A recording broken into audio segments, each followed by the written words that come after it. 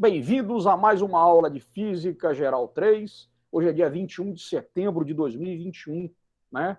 Nós estamos caminhando para o final. Né? Nessa aula de hoje nós vamos fazer ainda alguns exercícios de capacitores, né? Embora a atividade já tenha sido lançada, mas é para a gente poder aqui aprofundar um pouquinho em termos, né, desse conteúdo. Começar aqui com essa frase, né, de Paulo Freire, né, que agora, no dia 19 de setembro, completou 100 anos de nascimento, né? Paulo Freire, que é um patrono da educação brasileira, né? E é um cara, pessoal, que ele é muito mais valorizado lá no exterior do que aqui no Brasil. Isso é uma coisa impressionante, tá? E ele tem aqui uma frase que é muito interessante, que é a seguinte: ninguém ignora tudo. Ninguém sabe tudo. Todos nós sabemos alguma coisa. Todos nós ignoramos alguma coisa. Por isso aprendemos sempre, né? Essa imagem dele aqui, gente, é de uma escultura que está lá na capital da Suécia, Estocolmo. Essa escultura se chama Depois do Banho. Essa escultura ela representa 7 figuras políticas do mundo, né? Então tem lá do lado, né? E tem o formato de um banco. Depois, se vocês forem pesquisar, pesquisa lá, Estocolmo, Suécia, depois do banho, ou, né, que seria, depois do banho, vai aparecer a tradução, escultura de Paulo Freire na Suécia, alguma coisa assim. Então, essa aqui o que é? É uma escultura dele no formato de cadeira de banco, do lado dele tem a imagem de outras 6 figuras políticas do mundo, dentre elas, Pablo Neruda, Angela Davis e o Mao Zedong, ou Mao Tse Tung. E aí o que acontece? A pessoa, depois que sai do banheiro público, um banho público, né? Tipo é um banho público, né? Onde a pessoa toma banho e é tipo, eu acho que é tipo uma piscina pública. A pessoa senta e quando ela senta lá em cima do Paulo, no colo do Paulo Freire, no colo da Angela Davis, no colo do Mao Tse Tung, entendeu? E aí só para mostrar como que o Paulo Freire é um cara prestigiado, né? Então esse aqui é um monumento, é uma escultura no lugar público, mas é uma reverência a esse grande brasileiro, né? Eu costumo dizer, gente, aí eu falo para vocês, estou gravando, né?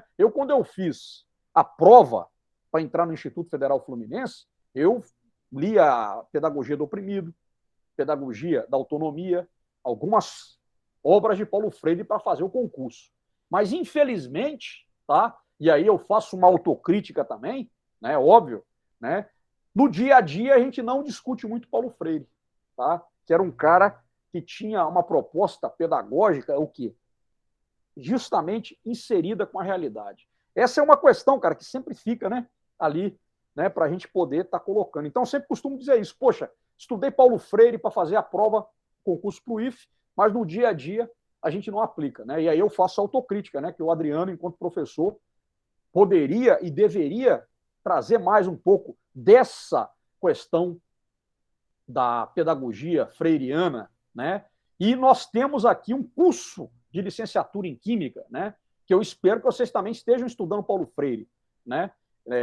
Que é um cara extraordinário. Eu falo para vocês, eu vivi 2 anos na Espanha e os professores das minhas crianças, eles faziam reverência sempre a Paulo Freire e falavam comigo: "Oh, você é brasileiro? Ah, a gente estuda muito Paulo Freire." Eu estudei num campus, né? Eu fiz uma parte do meu doutorado num campus em que tinha uma faculdade de educação e que Paulo Freire era um dos temas muito discutidos pelos professores que seriam, né, formados para atuar no ensino na Espanha, né? Então, assim, aí eu falei: poxa vida, olha só como é que os caras, eles valorizam muito mais Paulo Freire do que nós brasileiros, apesar do Paulo Freire ser patrono da educação, entendeu? Né? E aí a gente depois, vamos ver se a gente conversa um pouco mais, a gente propõe algumas coisas, né? Eu acho que é interessante, né? A gente fazer um ciclo de debate sobre Paulo Freire, né? Não vai ser agora nesse ano, mas o ano que vem, essas comemorações de centenário, a gente tem que ter sempre as ideias das pessoas sendo aplicadas no dia a dia. Mas fica aqui, tá? Essa homenagem também ao Paulo Freire. Muito bem.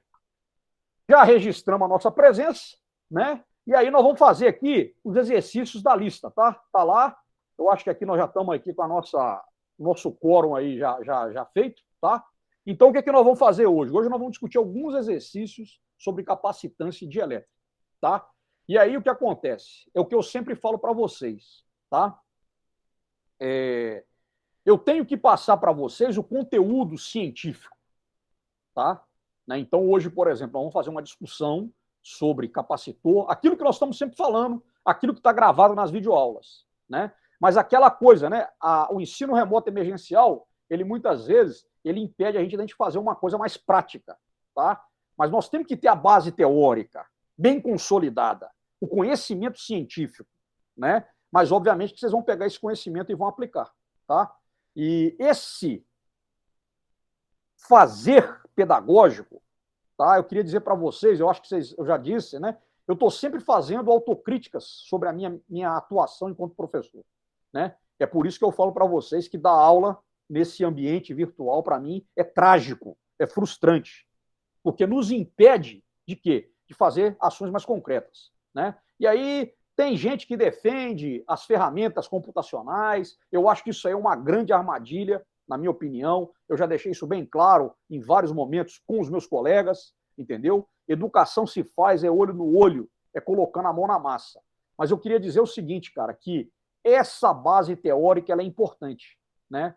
Porque a gente tem que dominar esse conhecimento, porque esse conhecimento é que vai determinar a nossa intervenção na natureza, na sociedade, tá certo? Então, queria dizer para vocês aqui, tá?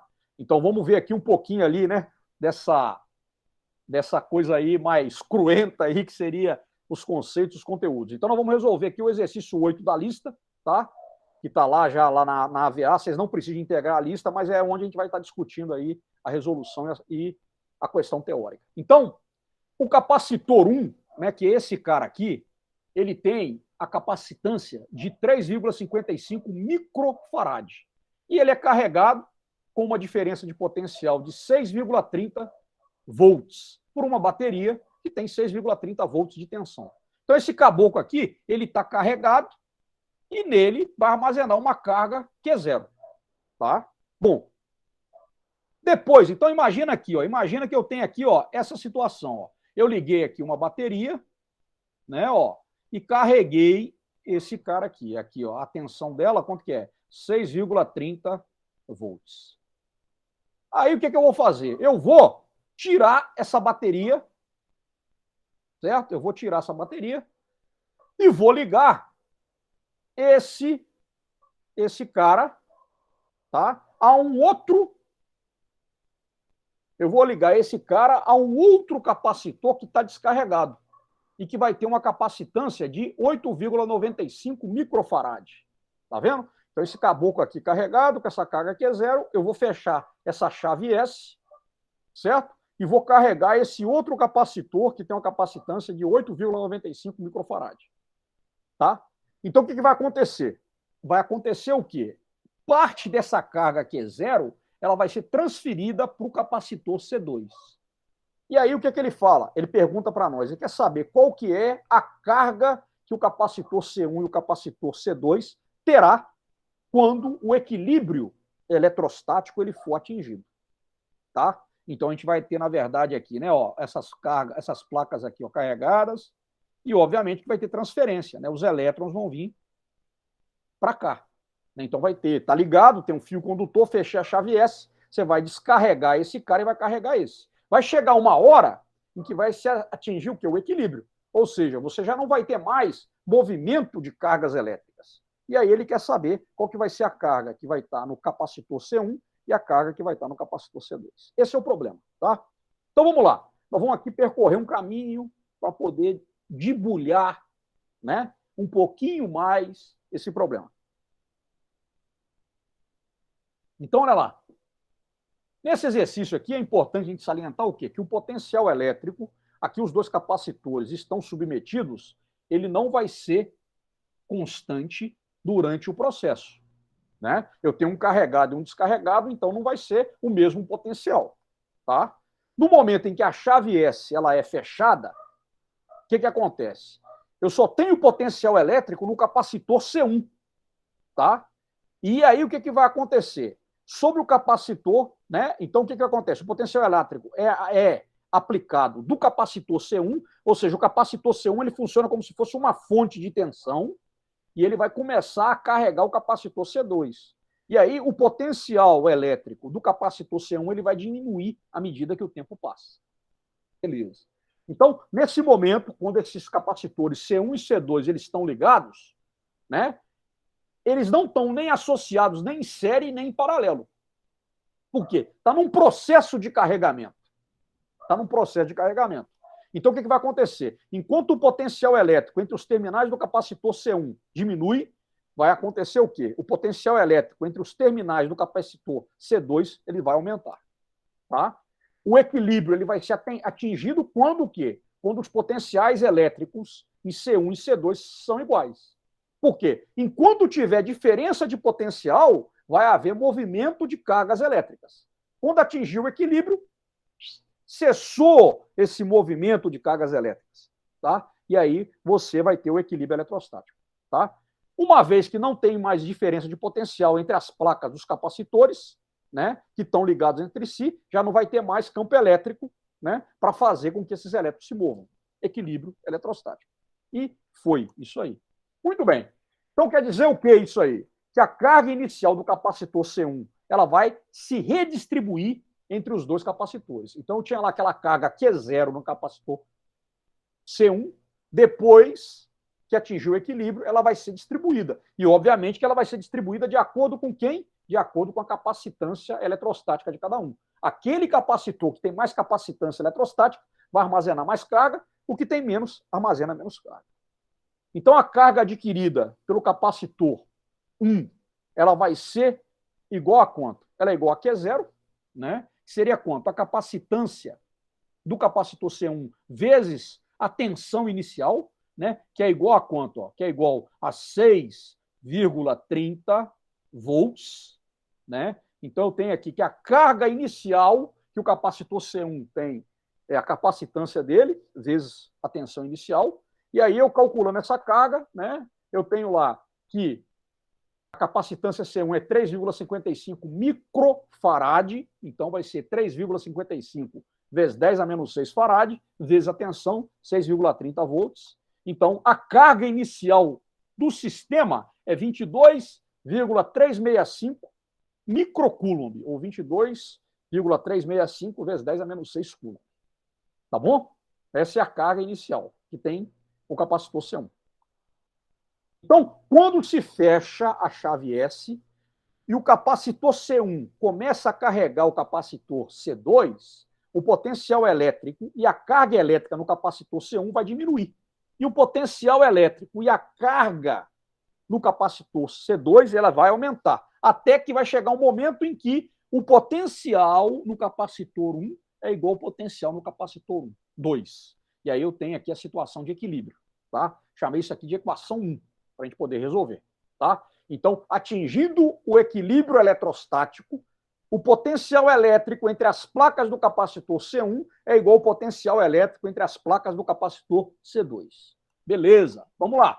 Então, mais uma vez, aplicando a definição de capacitância, capacitância o que é? É carga dividido por diferença de potencial. A gente vai ter que a diferença de potencial é carga dividido pela capacitância.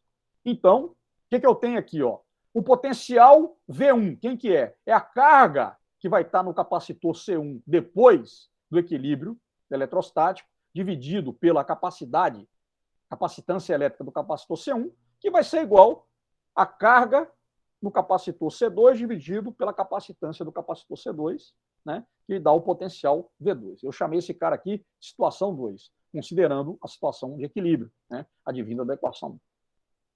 Uma vez que a carga total ela vai permanecer inalterada, ou seja, eu tenho conservação da carga, então a carga que é zero antes é a mesma carga que eu tenho que é zero depois. Só que essa carga que é zero ela vai se distribuir no capacitor C1 e no capacitor C2. Então eu tenho aqui ó, que a carga elétrica que está no capacitor C2, C1, mas a carga elétrica que está no capacitor C2 é igual à carga elétrica inicial. Aqueles lá, 22,365 microcoulomb.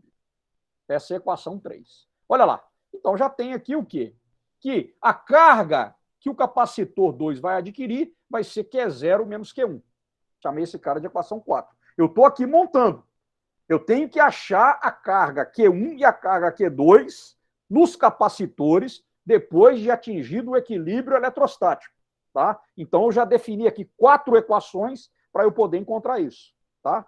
E aí, o que vai acontecer? Se eu substituir a equação 4 na equação 2, né, olha lá, no lugar de Q2 eu colocar Q0 menos Q1, eu já dei aqui um passo, né, para poder encontrar, né, a minha variável. Né? Olha lá, aqui ó, eu conheço esse cara, Q0, eu conheço esse cara C1, eu conheço esse cara C2, então eu tenho uma equação, uma incógnita. Eu vou definir quanto é que vale a carga Q1, que é justamente o quê? A carga do capacitor 1 depois do equilíbrio eletrostático. Então, substituindo os valores, né? Eu não conheço a carga Q1, mas conheço a capacitância do capacitor C1, que é 3,55 vezes 10 a menos 6 farad. Eu conheço a carga inicial, né? Que é 22,365 vezes 10 a menos 6 coulomb, menos a carga Q1, que eu não sei, dividido pela capacitância do capacitor 2, que é 8,95 vezes 10 a menos 6 farad. Então, pronto. Resolvendo isso aqui, né? Few minutes after. Aí o que você tem aqui, ó? Você vai ter o quê? Ó, P1 é igual a 6,35 microcoulombs. Então, essa seria a carga que o capacitor C1 vai ter, né? Depois de atingido o equilíbrio eletrostático. Tá? E aí o restante da carga vai estar no capacitor 2, né? Como o capacitor 2 tem uma capacitância maior, ele vai ter mais carga, Q2 é igual a Q0 menos Q1, né? Seria 22,365 vezes 10 a menos 6, menos a carga Q1, 6,35 vezes 10 a menos 6. Então, a carga que vai estar no capacitor 2 vai ser 16,02 microcoulomb. Tá bom? Calculando aqui, então definimos aqui. Probleminha bem tranquilo, né? Aplicando a questão, né, do conceito. Tá bom? Então, esse aqui seria o exercício 8 da nossa lista lá, tá? De capacitância de elétrico. Bom, esse exercício número 11, ele trata de quê? Ele trata da associação de capacitores, tá? Então, eu tenho esse circuito, né, elétrico, né, formado aqui por 3 capacitores, né? Capacitor C1, C2 e C3. Ele me dá aqui os valores, né, da capacitância de C1, C2 e C3 e pede para a gente poder calcular a capacitância equivalente desse circuito. Tá bom? Quanto é que vale a capacitância equivalente desse circuito? Vamos lá. Bom, os dados estão aí. C1 igual a 10 microfarad, C2 igual a 5 microfarad, C3 igual a 4 microfarad. Esse é o circuito. Estão vendo? Né? E aí nós temos que saber aqui definir a associação desses caras. Então eu bati o olho. Ih, rapaz, e aí? Os 3 estão... Esses caras estão em série? Vou imaginar aqui, gente, que a corrente elétrica chega aqui, ó. Nesse ponto. Aqui eu tenho um nó.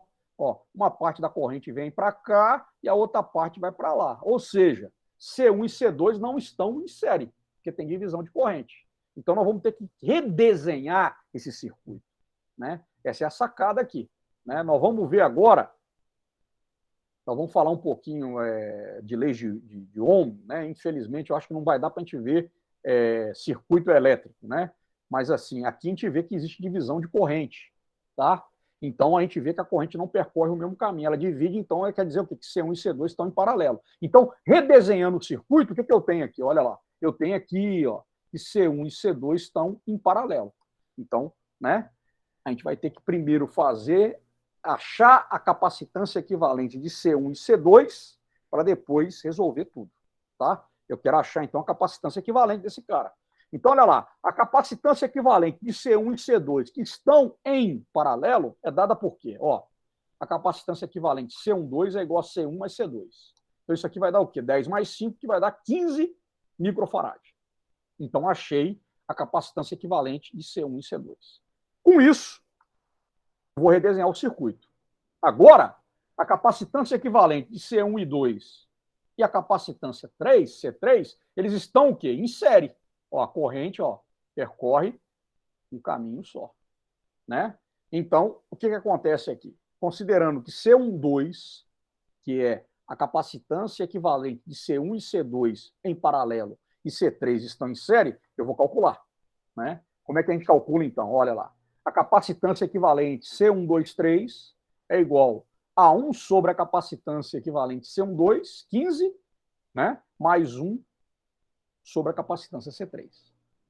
Né? Então, olha lá, achando aqui, né, eu teria aqui 1 sobre C1, 2, 3 é igual a 1 sobre 15 mais 1 sobre 4. Vou tirar o mínimo, dá 60, então vai ficar, né, já fazendo aqui, multiplicando, vai dar 4 mais 15. 1 sobre C1, 2, 3 é igual a 19 sobre 60. 19 C1, 2, 3 é igual a 60. Né? A capacitância é 60 dividido por 19, que vai dar 3,16 microfarad. Essa é a capacitância equivalente para aqueles 3 capacitores associados, né, naquele circuito inicial. Tá bom? Então, probleminha para a gente aplicar, né, a gente saber como que a gente acha a capacitância equivalente quando eu tenho capacitores em paralelo e como que eu acho a capacitância equivalente para capacitores em série. Está aplicando ali essa definição. E aí o exercício número 12, tá, pessoal? Olha lá. Um capacitor de 2 microfarad e um capacitor de 4 microfarad são ligados em paralelo a uma fonte com uma diferença de potencial de 300 volts. Tá? Pede para calcular a energia total armazenada nos capacitores. Tá? Esse conceito está lá na nossa aula teórica, então nós vamos ter o quê? Uma associação de 2 capacitores em paralelo, tá? Submetidos a essa diferença de potencial de 300 volts, e a gente vai calcular o quê? Qual que é a energia elétrica, né, potencial elétrica, armazenada nesses capacitores. Né? Lembrando que essa associação em paralelo ela pode servir para quê? Para dar o start em algum equipamento elétrico. Né? A gente falou ali do uso dos capacitores para startar ventilador, né? Até contei para vocês a história lá, né? Que eu troquei um capacitor e um ventilador aqui em casa, e aí ele fica lá, e depois é que ele pega. Por quê? Porque eu não consegui encontrar um capacitor ali com a capacitância que necessitava. Eu coloquei uma capacitância um pouco próxima, né? E aí ele tá lá, ele fica lá pegando o tranco. Aí eu ligo ele demora. Depois ele funciona, aí funciona a noite inteira. Mas é isso, né? Então, essa associação de capacitores, a energia elétrica, potencial elétrica armazenada nessa associação, ela vai ser usada, pode ser usada para quê? Para alimentar um equipamento elétrico, como uma máquina de lavar, um tanquinho, um ventilador e assim vai. Então vamos lá. Os dados estão aqui, né? E aí a gente tem, olha lá, a tensão aqui, ó, de 300 volts, né, a tensão alta, né? Os 2 capacitores C1 e C2 em paralelo, tá? Eles estão em paralelo, então a capacitância equivalente de C1 e C2 vai ser C1 mais C2, né? 2 mais 4, eu vou ter 6 microfarad de capacitância equivalente. Vou passar isso aí, né, para farad, né? Que vai dar 6 vezes 10 a menos 6 farad. Tá bom? Tranquilo? Então essa é a capacitância equivalente. Aí, a definição da energia total armazenada na associação é dada por quem? É por essa equação. A energia potencial elétrica total armazenada vai ser meio da capacitância equivalente de 1, 2, que é 6 vezes 10 a menos 6 farad, vezes a tensão ao quadrado. Tá bom? Tá? Então, aqui, esse U aqui, o que é? Energia elétrica, energia potencial elétrica total, energia, né, armazenada na associação. Então, aí aqui eu tenho o quê? O V é a tensão. Então, isso aqui vai me dar meio, né, vezes 6 vezes 10 a menos 6, vezes 300 ao quadrado, que vai dar 0,27 joules, né?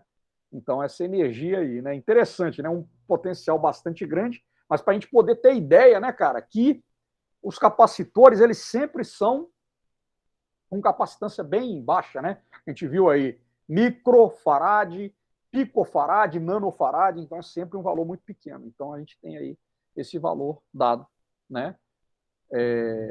Nessa divisão. Tá bom? Tranquilo? 0,27 joules.